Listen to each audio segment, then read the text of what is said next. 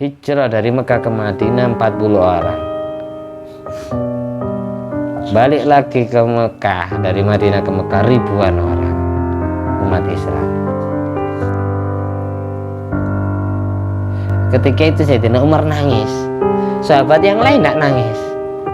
Ditanya sama Kanjeng Nabi, kenapa kamu kok nangis Umar? Biasanya kalau perkara itu sudah sempurna, kalau Allah mengatakan agama sempurna, sudah tidak ada hukum sesudah ini, sudah tidak ada ayat Quran yang turun sesudah ini, akan nampak kekurangannya ya Rasulullah. Kanjeng Nabi mesem, Sayyidina Umar yang nangis, dan sahabat yang lain bengong, nggak ngerti maksudnya. Hatinya Sayyidina Umar bin Khattab, firasatnya sangat tajam. Nah, Sayyidina Umar hatinya dikasih petunjuk sama Allah, dikasih tahu bahwa nabinya akan pulang kampung akhirat. Kalau agama sudah rampung Nabi, berarti kekurangan agama itu akan nampak, yaitu akan ditinggal nabinya. Itu maksudnya Sayyidina Umar, bahasanya sindiran.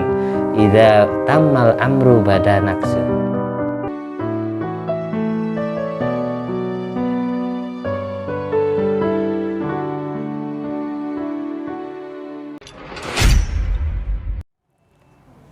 Assalamualaikum warahmatullahi wabarakatuh.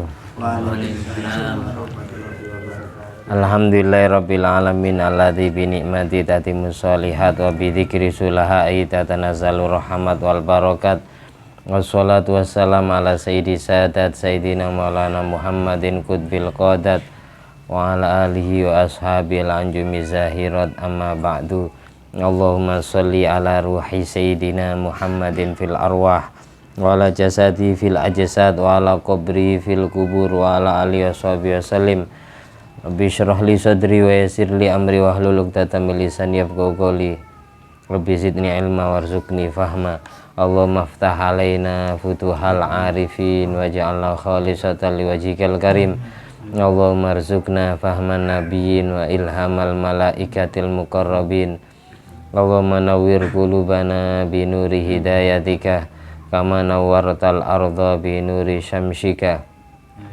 Rabbana anfa'na bima 'allamtana, Rabbi 'allimna alladzi yanfa'una, Rabbi faqihna wa faqih ahlana wa qarabati lana fi dinina.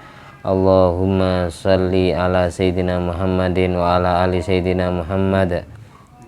Allahumma inna na'udzubika min adzabil qabri wa min adzabin nar wa min fitnatil mahya wal mamat wa min fitnatil masiihid dajjal.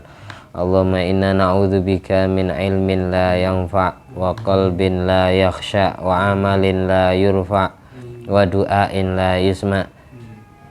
Lindungi kami semua ya Allah dan seluruh kerabat dan sahabat kami dari mempunyai ilmu yang tidak bermanfaat, dari mempunyai hati yang tidak bisa khusyuk, dari mempunyai amal ibadah yang tidak pernah kau terima, dan dari mempunyai doa yang tidak bisa mustajab. Allahumma sholli ala sayyidina Muhammadin wa ala ali sayyidina Muhammad ma'danil judi wal karma ba'il ilmi wal hilmi wal ikami wa barik wa sallim walhamdulillahirabbil alamin.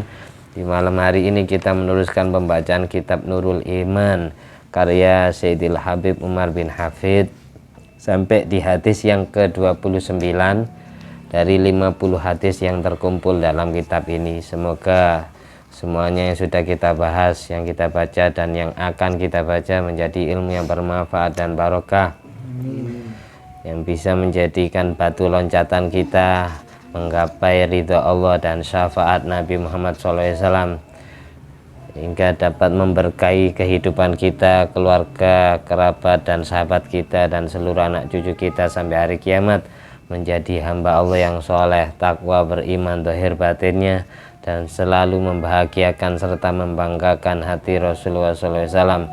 Ala hadi niyat wa ala kulliyatin sholihah wa ala kulli mana wa salafus sholih biniyati liridho illahi ta'ala wa li syafaati Nabi Muhammadin SAW wa jami'i abai wa ikhwani minal anbiya wal mursalin wa jami'i ali kullin wa sahaba wa qarabah wa tabi'in wa tabi'in wa misani lamidin jami'il malaikatil muqarrabin wa jami' hamalatil arsi wa jami' ru'asail malaikatil arba'ah radhiyallahu anhum salawatullah wa salamu wa alihi wa majma'in wa jami'i walidaina jami'i abaina wa ummahatina wa masyayikhina wa azwajina wa dzurriyyatina wa auladina wa talamidina wa ra'iyatina wa istiqaina wa qarabatina wa jiwarina wa duyufina wa ikhwanina fid din minal muslimin wal muslimat wal mu'minin wal mu'minat aina makan min masyariqil ardi ila magharibi al ahya'i minhum wal amwat. Sebutkan nama kedua orang tua dan bapaknya.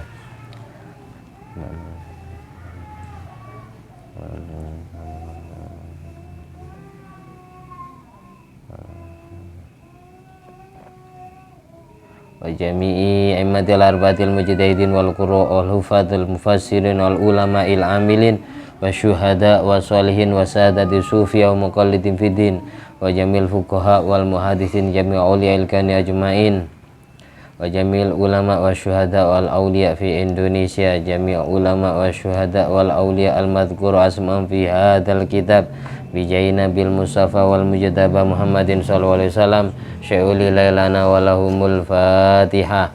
A'udzu billahi minasyaitonir rajim. Bismillahirrahmanirrahim. Alhamdulillahirabbil alamin arrahmanir rahim maliki yaumiddin. Iyyaka na'budu wa iyyaka nasta'in ihdinas siratal mustaqim siratal ladzina an'amta 'alaihim ghairil maghdubi 'alaihim waladdallin. Amin. Bismillahirrahmanirrahim. Allahu la ilaha illa huwal hayyul qayyum la ta'khudhuhu sinatun wa la naum lahu ma fis samawati wa ma fil ard man dzal ladzi yashfa'u 'indahu illa bi idznihi ya'lamu ma baina aydihim wa ma khalfahum wa la yuhituna bi syai'in min 'ilmihi illa bima syaa' wasi'a kursiyyuhu samawati wal arda wa la ya'uduhu hifdhuhuma wa huwal 'aliyyul 'azim.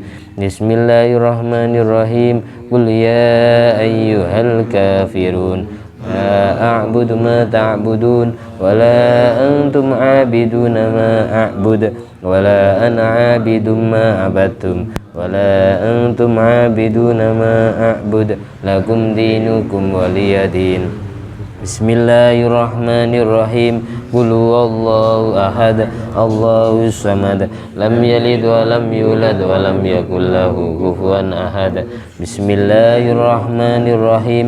Qul a'udzu birabbil falaq min syarri ma khalaq wa min syarri ghasiqin idza waqab wa min syarrin nafatsati fil 'uqad wa min syarri hasidin idza hasad. Bismillahirrahmanirrahim. Qul a'udzu birabbin nas malikin nas ilahin nas min syarril waswasil khannas alladzi waswisu fi sudurin nas minal jinnati wan nas. Alhamdulillahirabbil alamin. Pertemuan kemarin hadis yang ke-28 menyimpulkan hadis riwayat sahabat Jabir bin Abdillah. Rasulullah SAW menyampaikan uktitu khamsan lam yu'tahunna ahadun minal anbiya qabli. Aku diberi 5 perkara oleh Allah yang tidak pernah Allah berikan kepada nabi-nabi sebelum aku. Jadi 124.000 nabi, yang satu Rasul kita Muhammad SAW. Itu hanya Nabi Muhammad SAW yang diberi 5 perkara ini. Nabi sebelumnya tidak Allah kasih. Yang pertama, nusir tu birru'bi masirata syahrin. Nabi ditolong, selalu ditakuti, disegani oleh tentara musuh dalam perjalanan 1 bulan kok seandainya jalan kaki. Jadi tentara Islam itu di zaman Nabi kok seandainya jalan kaki jaraknya 1 bulan itu sudah disegani sama musuh-musuh kafir. Nabi sebelumnya tidak seperti itu. Yang kedua, waju'ilat lil arda masjidan wa tahuron fa ayyuhuma rajulun min ummati adrakathu sholat falyusolli. Semua bumi, semua belahan bumi di seantero dunia Allah jadikan masjid. Maksudnya sesuatu yang tempat yang bisa dijadikan tempat sujud, dan Allah jadikan suci. Dimanapun kita berada, asalkan buminya tidak kedatangan najis, bisa dijadikan tempat sholat. Kalau nabi-nabi sebelumnya sholat kepada Allah itu harus di mihrab. Kalau kita sholat di sini bisa, di jalan raya bisa, di musola bisa, dijadikan suci semua bumi oleh Allah. Bumi itu aslinya suci. Tapi dikatakan najis kalau kedatangan najis kayak dikencingi oleh hewan, dikencingi manusia, baru buminya najis.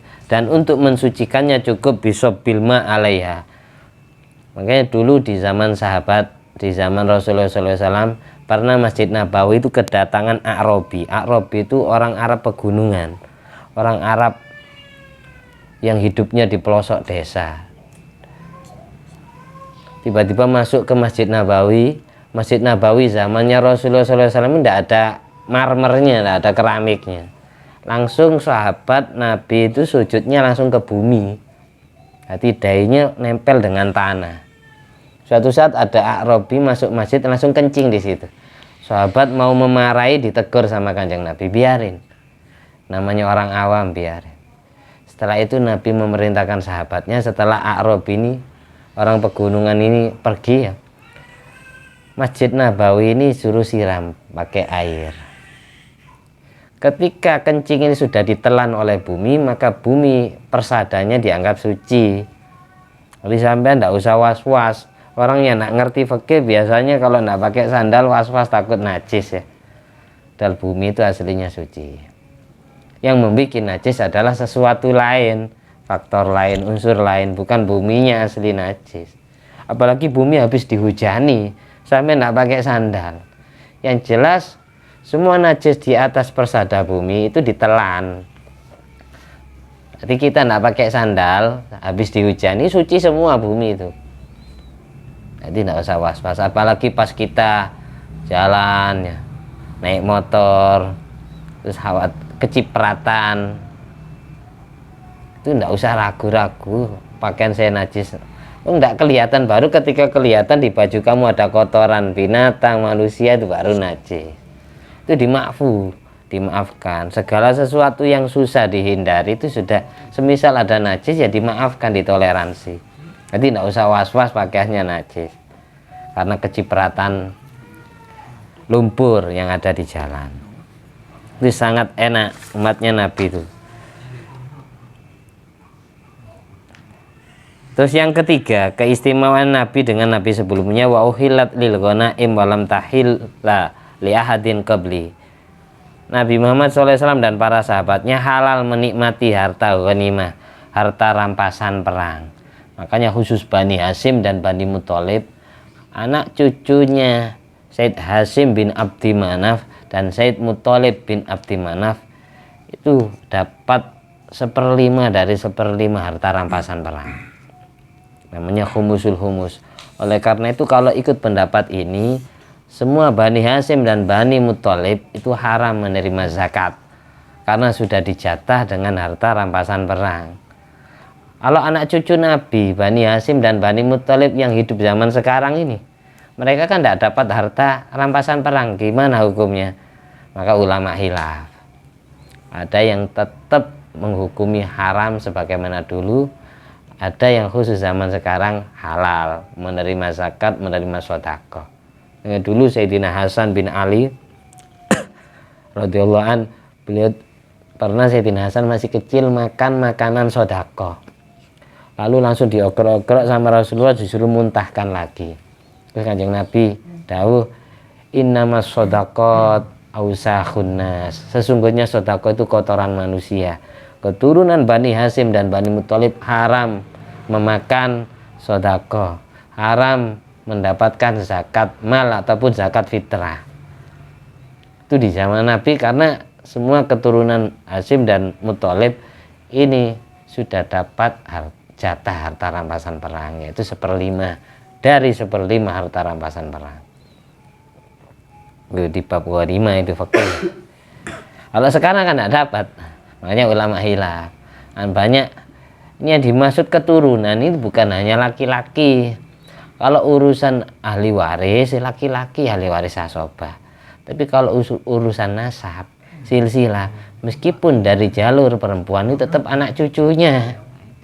Hanya orang yang salah paham dengan masalah ini. Yang dimaksud anak cucu Nabi itu tidak harus, yang dimaksud anak cucu Hasyim dan Muthalib itu tidak harus jalur laki-laki, perempuan pun masuk. Kalau dalam urusan ahli waris, asobah, itu khusus jaruh laki-laki. Lidzakari mithlu hadzil unsayin, bagi yang laki-laki mendapatkan sama seperti dua perempuan, sebagaimana di Al-Qur'an. Lidzakari mithlu hadzil unsayin, bagiannya satu laki-laki sama seperti bagiannya dua wanita. Itu urusan ahli waris. Kalau urusan anak cucu, anak dan keturunan, itu meskipun dari anak perempuan tetap anak cucu kita. Nah, ini banyak orang yang salah paham. Kayak kita punya anak perempuan kita punya anak, ini tetap cucu kita. Jadi yang dikatakan anak turun itu tidak harus jalur laki-laki toh. Yang jalur perempuan itu tetap cucu kita. Budaya orang jahiliyah ada budaya wa'dul banat, mengubur anak perempuan hidup-hidup. Jadi kalau punya anak perempuan gengsi, karena mereka berkeyakinan anak perempuan mendatangkan malapetaka. Jadi banyak di kaum jahiliyah dulu sebelum Nabi diutus itu biasa anak perempuan dikubur hidup-hidup. Datang Rasulullah SAW menghapus keyakinan itu. Makanya putra putri Rasulullah SAW ditakdir meninggal sebelum Nabi kecuali satu, yaitu Siti Fatimah Zahra. Nabi itu punya anak dari budaknya yang bernama Mariatul Qibtiyah dari Mesir, Al-Qibtiyah yang sebangsa Egypt, Mesir. Itu lahir Said Ibrahim laki-laki, wafat sebelum Rasulullah SAW. Kemudian dari Siti Khadijah lahir 6 orang. Yang pertama Sayyidina Qasim bin Nabi Muhammad SAW. Yang kedua Sayyidah Zainab. Yang ketiga Sayyidah Ruqayyah.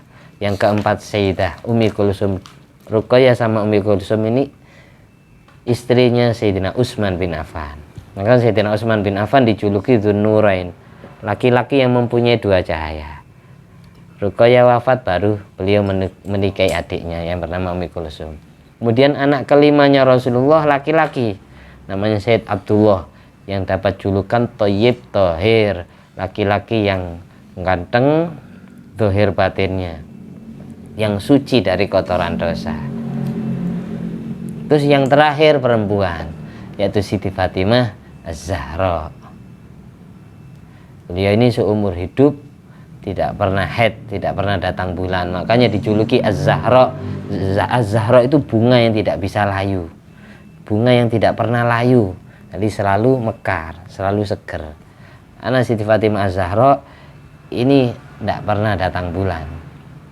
Terus julukan lain Siti Fatimah yaitu Al-Batul. Al-Batul wanita yang fokus ibadah kepada Allah. Karena setiap hari ya tidak pernah haid, jadi tidak pernah libur sholat, tidak pernah libur puasa. Makanya dijuluki Al-Batul. Natawassal bil hubaba wal batulil mustataba wan nabi thumma sahaba fa'asa da'wa mujaba sa'duna fid dunya fauzuna bil ukhra bi Khadijatal Kubra wa Fatimah Az-Zahra. Jadi Siti Fatimah itu punya julukan dua, Az-Zahra sama Al-Batul. Seumur hidup nggak pernah haid. Siti Fatimah Az-Zahra ini satu-satunya anak Rasul yang meninggal dunia sesudah Nabi Muhammad SAW. Yang lain ditakdir meninggal sebelum Nabi. Siti Fatimah Zahra itu wafatnya 6 bulan sesudah Rasulullah SAW meninggal. Nabi lahir hari apa? Ayo jawab. Nabi lahir hari Senin Legi. Bagaimana di Badiatul Misal? Tanggalnya berapa? 12 Rabiul Awal. Tanggalnya 12 Rabiul Awal. Nabi wafat sama tanggal 12 Rabiul Awal hari Senin. Nabi wafat tanggal 12 Rabiul Awal juga hari Senin Legi. Di sini dapat kita simpulkan, Nabi itu kan wafat hari Senin tanggal 12 Rabiul Awal. 6 bulan sesudah Rasulullah SAW meninggal, baru Siti Fatimah Az-Zahra meninggal, yaitu pas tanggal 3 bulan Ramadan. usia Siti Fatimah Zahra pada waktu itu 25 jalan. Jadi Siti Fatimah Zahra itu sebentar hidup di dunia, 25 tahun. Umur 24 lebih 6 bulan. Menikah dengan Sayyidina Ali bin Abi Thalib, Siti Fatimah ini di usia 15 tahun lebih 5 bulan. Sedang Sayyidina Ali bin Abi Thalib pada waktu itu umurnya 21 tahun lebih 5 bulan. Jadi selisih berapa tahun dengan Siti Fatimah? Jadi kalau digenapkan Siti Fatimah 16 jalan, Sayyidina Ali 22 jalan. Berarti berapa tahun? 6 tahun. Melahirkan 5 anak.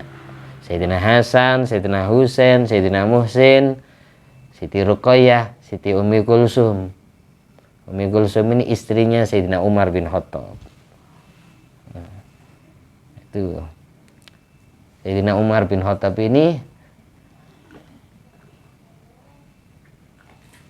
menikahi anak cucu Nabi yang bernama Siti Ummi Kulsum. Kalau saya nanya hidup zaman sekarang, Sayyidina Umar bin Khattab ini diprotes sama orang-orang yang merasa anak cucu Nabi. Ini zaman itu terjadi.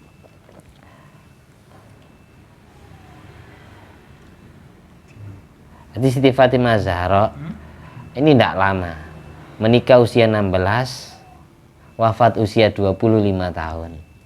Berarti hidup pernikahannya bersama Sayyidina Ali berapa tahun?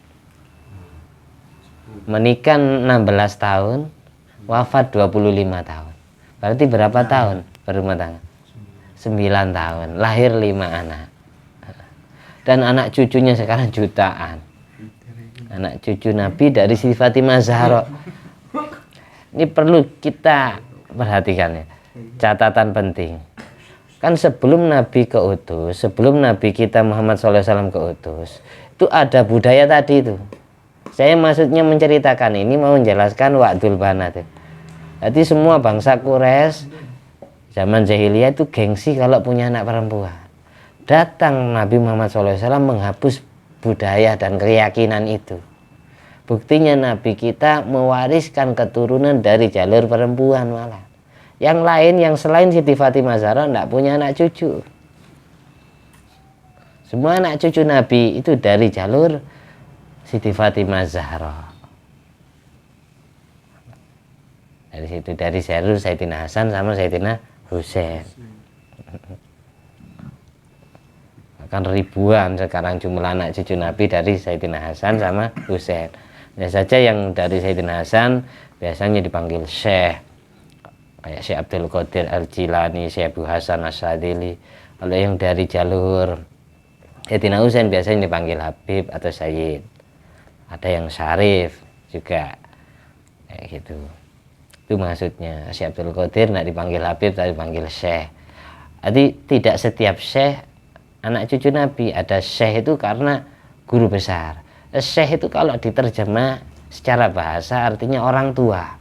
Maksudnya bukan orang tua umurnya kalau bahasa ilmu.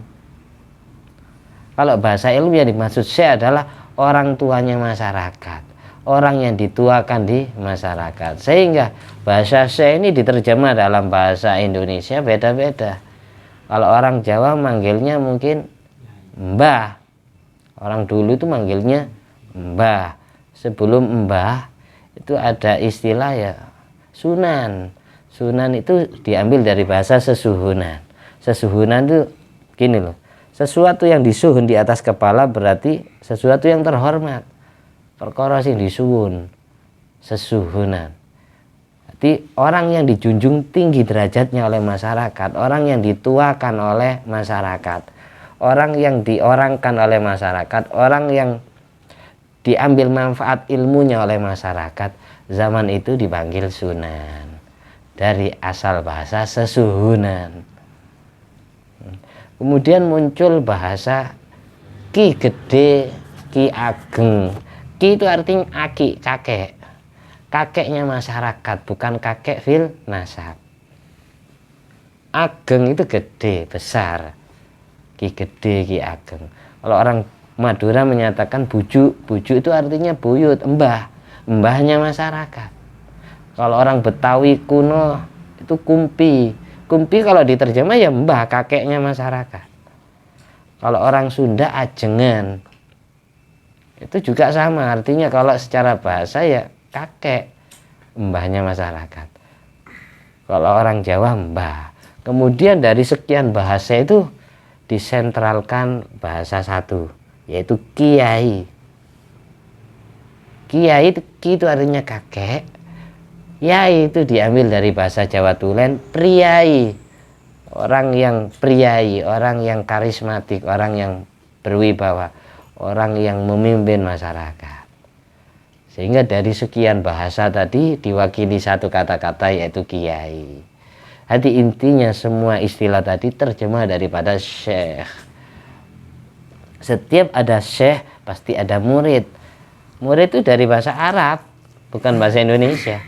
Murid itu aroda yuridu irodatan wa muradan fahuwa muridun. Orang yang ingin sampai kepada Allah dengan cara mengaji kepada syekhnya, gurunya. Kemudian muncul bahasa guru, karena seorang syekh, seorang sunan, seorang kiai itu adalah manusia yang patut digugu dan ditiru. Bahasa guru itu belakangan. Nanti itu maksudnya. Bahasa murid, murid itu bahasa Arab bukan bahasa Indonesia aslinya. Orang yang ingin sampai kepada Allah, ingin kenal Allah melalui gurunya. Orang yang patut digugu dan ditiru. Kayak kata Imam Ghazali, kadang orang itu nggak mau ngajar meskipun dia hasilnya mumpuni dalam ilmu, mumpuni. Alasannya karena takut nggak bisa mengamalkan ilmu yang diajarkan. Banyak teman-teman saya sendiri itu banyak nggak mau ngajar, padahal alim. Cukup ilmu saya pakai sendiri, nggak disampaikan ke orang lain. Karena apa? Alasan takut nggak bisa mengamalkan ilmu yang diajarkan. Karena takut masuk dauh kabura maktan indallah antakulu ma la taf'alun. Biasanya ngomong saja, nerangkan saja, tapi tidak bisa mengamalkan isinya. Asyaddu adzaban yaumal qiyamah alimun lam yantafi bi ilmi. Katanya Imam Ghazali ada solusi biar nak masuk ini. Solusinya apa? Sebelum menyampaikan ilmu, usahakan ilmu yang mau disampaikan pernah diamalkan sendiri meskipun minimal 1 kali. Itu yang pertama. Yang kedua, kalau takut menyampaikan ilmu, sampean kan dari sini nanti bisa disampaikan ilmunya kepada istrinya, kepada anaknya, kepada tetangga, kerabatnya.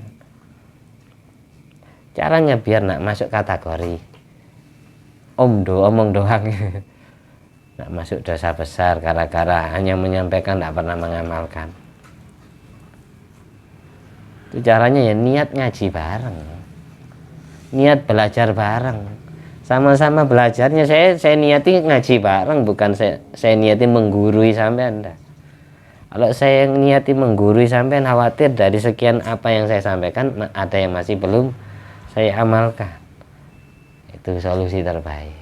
Jadi kalau semua orang alimnya, orang yang Allah ngertikan tentang kitab, itu mereka diam tidak menyampaikan ilmu, umatnya Kanjeng Nabi banyak yang bodoh. Tidak ada yang ngajari, tidak ada yang membimbing, tidak ada yang mengenalkan Nabi pernah dawuh apa kepada umatnya. Makanya dulu sahabat rebutan pingin duduk di pinggir Kanjeng Nabi karena apa? Ingin mendengarkan ilmu langsung dari lisan mulia Rasulullah. Rebutan sampai temannya yang datang telat ini tidak dikasih tempat duduk.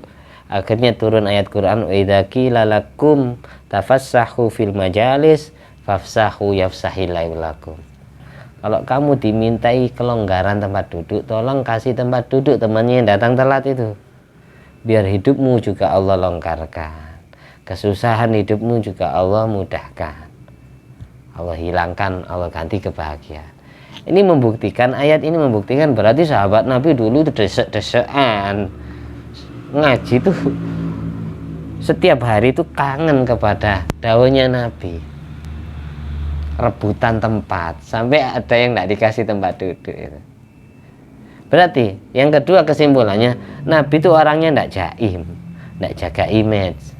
Maksudnya itu orangnya tidak wiritan tok ning kamar, ibadah terus, tidak ngereken umat, tidak terima tamu.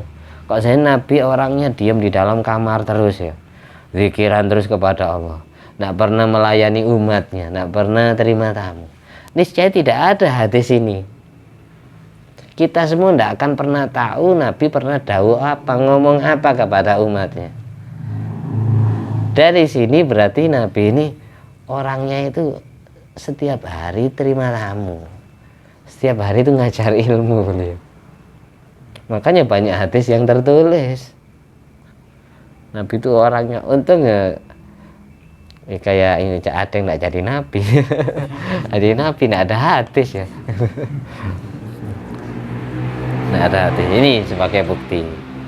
Terus berikutnya, wa u'titu syafa'ah. Ini yang keempat, keistimewaan Nabi dari Nabi sebelumnya. Nabi diizini bisa menolong umatnya, bisa mengentas umatnya dari jurang neraka. Jadi semua umat Nabi yang penting modal iman Allah, iman Rasulullah, itu semuanya nanti ujung-ujungnya masuk surga. Ada yang masuk surganya itu dakhalal jannah bighairi hisab, langsung tanpa transit neraka. Ada yang fayuhasabu hisaban yasira tsumma yadkhulul jannah, dihisab dengan hisapan yang enteng lalu masuk surga. Ada yang masih banyak dosanya, disiksa dulu sesuai kadar dosanya, udziba biqadri jurmihi.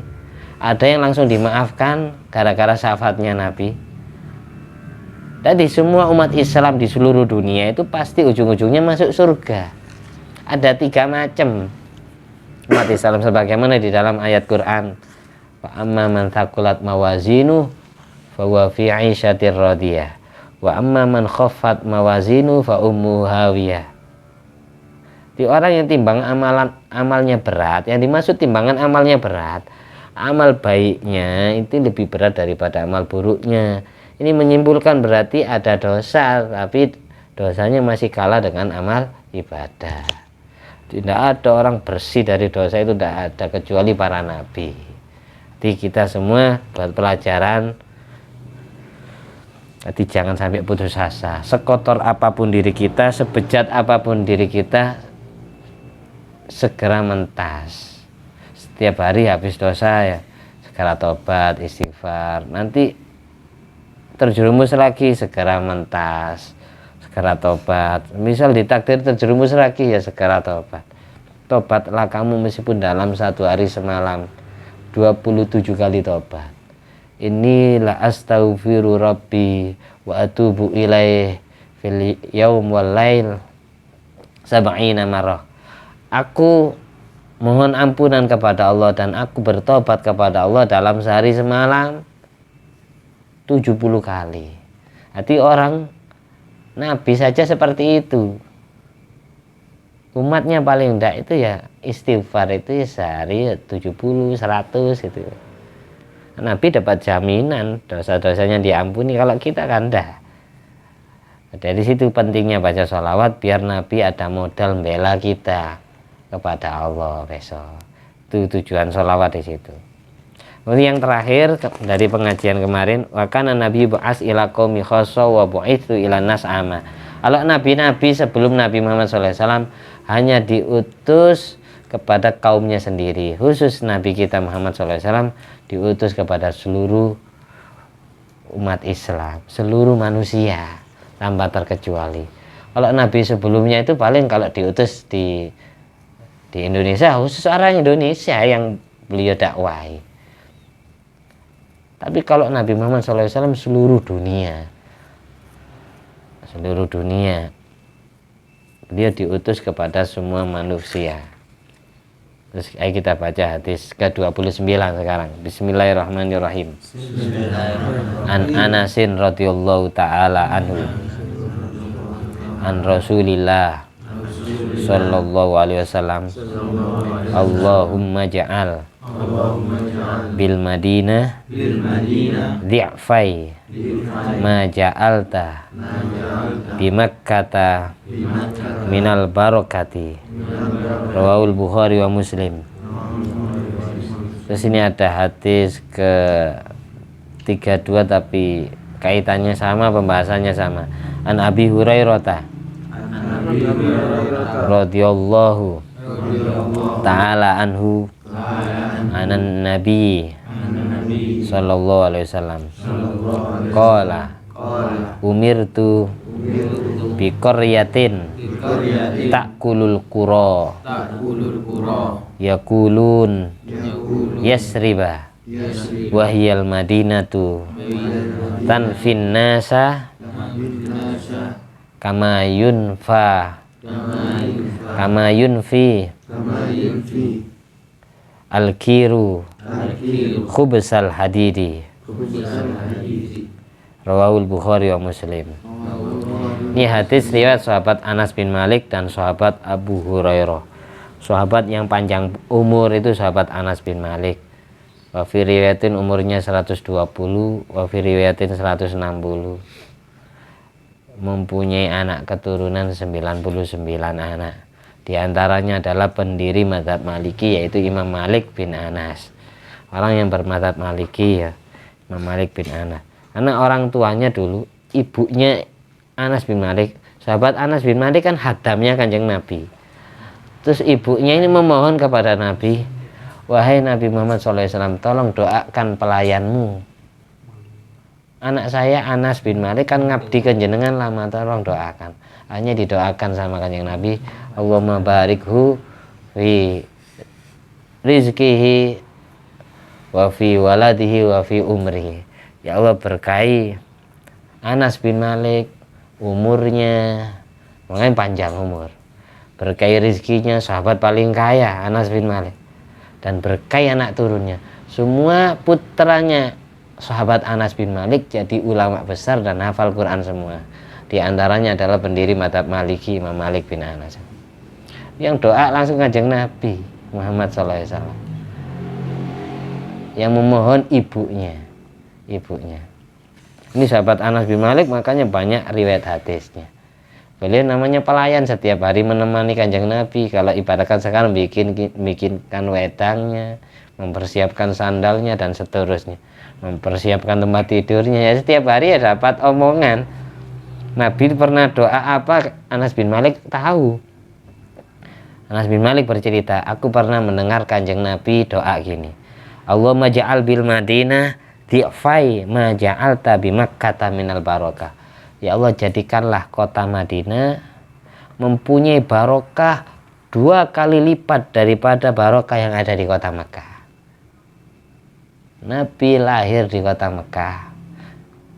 Beliau diutus usia 40 tahun di Mekah. Kemudian diperintah hijrah oleh Allah di usia 53. Berarti Nabi dakwah di Mekah berapa tahun?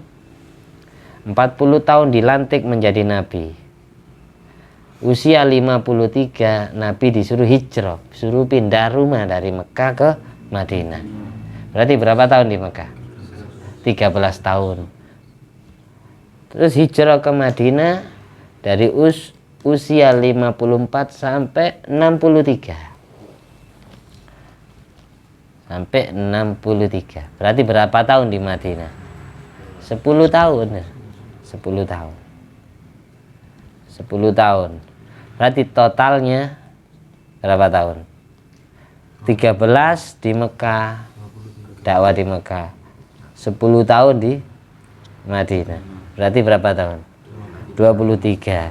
Berarti turunnya Al-Quran 30 juz itu dalam kurun waktu 23 tahun. Berarti tidak langsung turun 30 juz. Turunnya itu 5 ayat, 7 ayat, 2 ayat, 1 ayat, sesuai kasus, kejadian, dan permasalahan atau problem yang dihadapi Nabi bersama sahabat-sahabatnya atau bersama orang kafir. Turun ayat ini, ditegur gini, sampai hatam 30 juz. Surat dan ayat paling terakhir yang turun sebelum Nabi Muhammad SAW meninggal adalah surat An-Nasr. Idza jaa nasrullahi wal fath. Sebelum itu di Al-Fatah itu inna fatahna laka fatham mubina.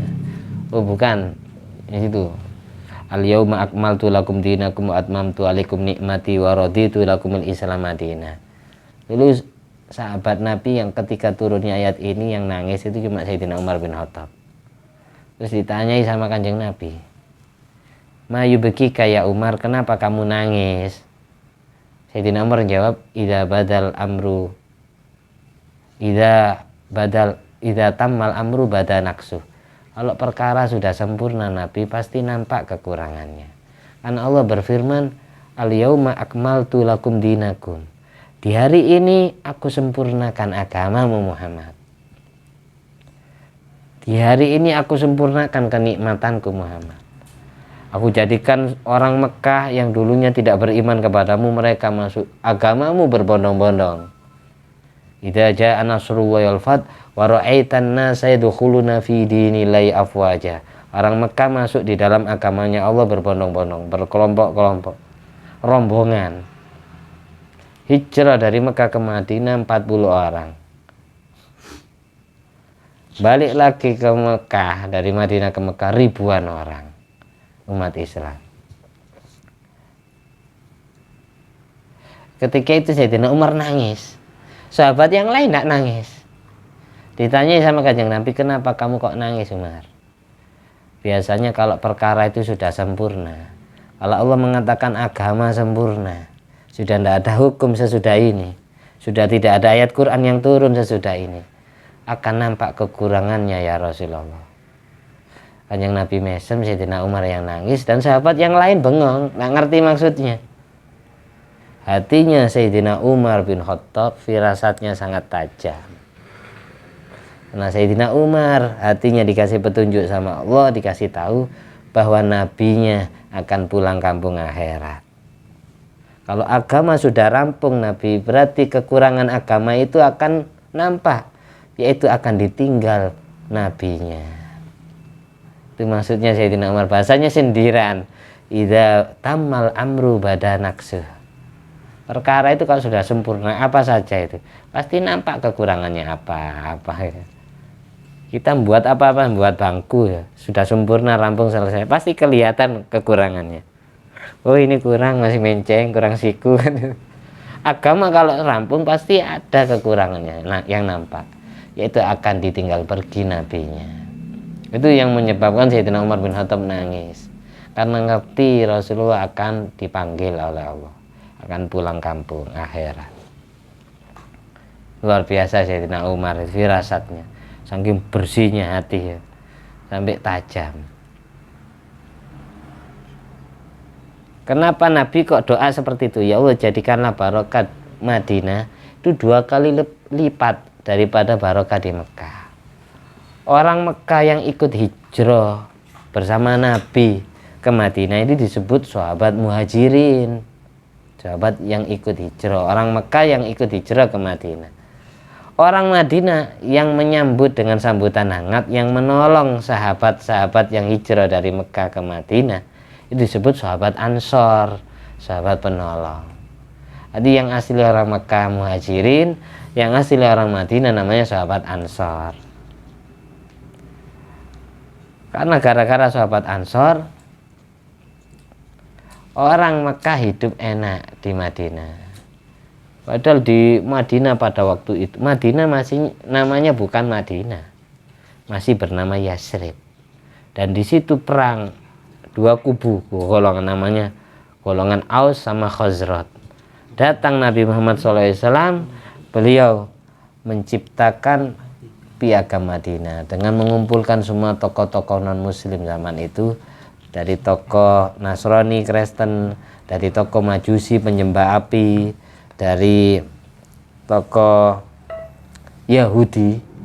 Pada waktu itu Yahudi di Madinah ada 3, Yahudi Bani Qainuqa, Yahudi Bani Quraidah, sama Yahudi Bani Nadir.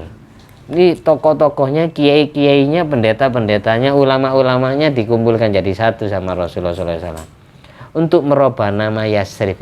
Yasrib itu bahasanya malama, kalau diterjemah malama, pelecehan, cacian.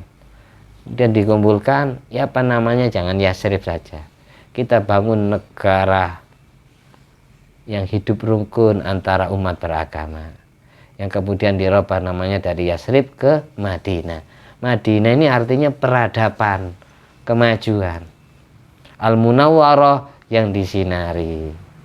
Terciptalah piagam Madinah, hasil konstitusi rapat bersama semua tokoh-tokoh agama waktu itu. Nanti hidup rukun bareng. Muslim sama non muslim pada waktu itu yang asalnya perang terus orang Khazraj sama Aus jadi damai. Piagam Madinah ini mirip dengan Pancasila yang ada di Indonesia. Satu-satunya negara umat Islam sama non muslim hidup bareng, rangkulan bertetangga. Yang mirip dengan Madinah zamannya Nabi waktu itu adalah negara Indonesia. Jadi Pancasila itu pernah diterapkan di zaman Nabi sebelum adanya khalifah. Jadi orang muslim sama non muslim di Madinah aku rukun. Kalau sekarang Madinah Islam semua. Kalau dulu di zaman Nabi tidak Islam. Ada yang Islam, ada yang non muslim.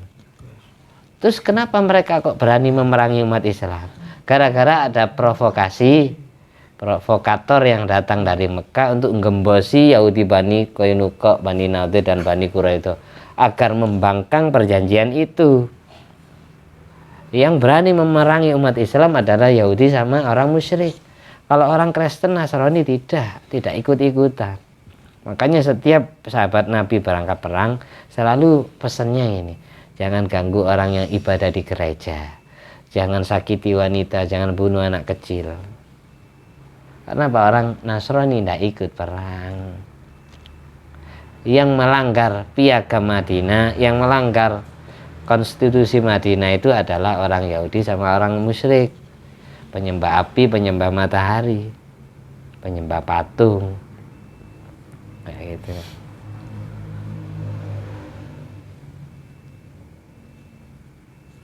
Kemudian hadis riwayat Abu Hurairah yang kita baca tadi, ini ada kaitannya dengan hadis doa barusan ini.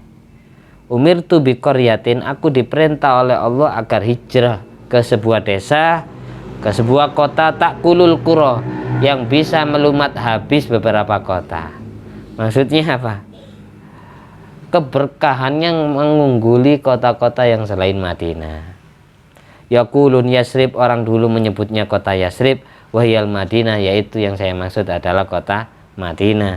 Tanfin nasa kama yanfil kiru khubusal hadid, yang mana kota Madinah dapat menghilangkan manusia-manusia musyrik, menyingkirkan orang-orang yang syirik, yang kafir, sebagaimana kir atau ter bisa membersihkan kotorannya besi dari karatannya. Besi itu kalau dikir biasanya, diterin biasanya kan bersih dari karatannya, dibakar pakai api itu, karatannya hilang. Madinah dulu banyak orang kafirnya, sekarang bersih gara-gara lesannya Nabi ini. Nabi ngomong Madinah akan murni dari kekufuran. Semua orang Madinah itu Islam agamanya. Mekah itu kan belakangan yang berbondong-bondong, yadkhuluna fi dinil afwaja pada waktu Fathu Mekah. Makanya dulu Nabi habis Fathu Mekah datang ke Madinah lagi, disusunkan sebuah syair oleh sahabat Hasan bin Sabit yang tola al badru alaina, disambut wanita dan anak-anak kecil dengan menabur rebana. Dari situ kemudian oleh orang Israel dijadikan dibaan, maulidan. Balik ke tadi ya, Nabi lahir sama wafatnya di hari yang sama, di bulan yang sama, tanggal yang sama. Yang dirayakan maulidnya, sedang para wali haulnya. Kenapa kok begitu? Kalau Nabi yang dirayakan hari kelahiran, kalau para wali hari haul, hari meninggalnya. Yang pertama, kelahiran Nabi sama hari meninggalnya sama. Kita bilang merayakan maulid Nabi ya oke, bener. Kita merayakan haulnya Nabi ya sama-sama benar. Kenapa istilahnya kok bukan haul, kok maulid? Karena kelahiran itu identik dengan kebahagiaan. Sedang haul, kematian itu identik dengan kesedihan. Datangnya Rasulullah SAW ke muka bumi ini menjadi rahmatan lil alamin, kebahagiaan untuk alam semesta. Makanya Allah menyampaikan di Al-Qur'an wa ma arsalnaka illa rahmatan lil alamin. Kemudian ayat lain, kul bi fadlillah wa bi rahmati fabidzalika falyafrahu. Dengan sebab anugerah Allah, rahmat Allah, falyafrahu, berbahagialah kalian. Nggak pantas kita merayakan haul Nabi. Haul itu identik dengan kematian. Kematian itu hari kesedihan, hari duka cita. Datangnya Nabi ini membahagiakan hati kita. Nggak pantas yang dirayakan haulnya. Ngerti ya? Di hari kelahirannya. Semua bayi yang lahir itu membahagiakan hati manusia yang menunggu kedatangannya. Kedatangan Nabi untuk alam semesta ini membahagiakan alam semesta. Tidak pantas yang dirayakan hari meninggalnya. Itu maksudnya. Jelas ya? Itu yang pertama. Yang kedua, nama Ahmad, nama Muhammad ini sudah termaktub di dalam kitab-kitab Nabi sebelumnya. Mulai Nabi Syis, terus Nabi Ibrahim, Nabi Musa, kitab Zaburnya Nabi Daud, kitab Tauratnya Nabi Musa, kitab Injilnya Nabi Isa. 103 kitab ditambah 104 kitab dengan Al-Quran. 103 kitab sebelum kitab Al-Quran, Al-Furqan. Ini semuanya menyebutkan cerita Nabi Muhammad, bahwa kelak akan terlahir Nabi yang diutus dari bangsa Arab, yang terlahir di kota Mekah dan akan hijrah ke Yasrib, ke kota Madinah. Itu sudah dimaktub di dalam kitab Taurat, kitab Injil. Makanya Nabi Isa kedatangannya mubasyiran bi rasulin ya'ti min ba'di ismuhu Ahmad. Beliau ini semua nabi itu menyampaikan kepada umatnya bahwasanya kalau akan ada nabi namanya Nabi Ahmad, Nabi Muhammad yang diutus dari Mekah, terlahir di sana. Jadi semua nabi itu menyampaikan kepada umatnya seperti itu. Jadi sebelum orangnya terlahir ke dunia namanya sudah viral. Datang beliau sudah terkenal sebelum terlahir. Bedanya kalau para wali, sebelum wali itu Allah takdir lahir ke dunia. Sebelum wali itu sudah derajatnya tinggi ketika dewasa, terkenal menjadi orang soleh, orang takwa, orang baik, terkenal menjadi waliullah.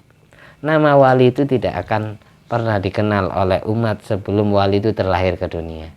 Kita tidak akan pernah tahu nama Syekh Abdul Qadir Al-Jilani sebelum Syekh Abdul Qadir Jilani terlahir ke dunia. Ya. Sedang nama Nabi Muhammad SAW sudah viral, sudah terkenal sebelum beliau terlahir. Jadi kalau para wali karena namanya tidak terkenal sebelum lahir, baru terkenal ketika beliau dewasa, terkenal jadi wali. Meninggal dunia orang sedih semua. Jadi dikenang hari meninggalnya. Kalau Nabi Muhammad SAW sebelum lahir sudah terkenal. Jadi yang dikenang, yang dirayakan adalah hari kelahirannya. Itu maksudnya. Jadi semua dasar orang Ahlussunnah wal Jamaah itu ada dasar Qur'annya dan ada dasar sejarahnya. Jadi tidak ngawur. Jelas ya. Wis cukup ini 1 jam kita ngaji, nggak terasa. Kita lanjut di pertemuan berikutnya, mudah-mudahan bermanfaat.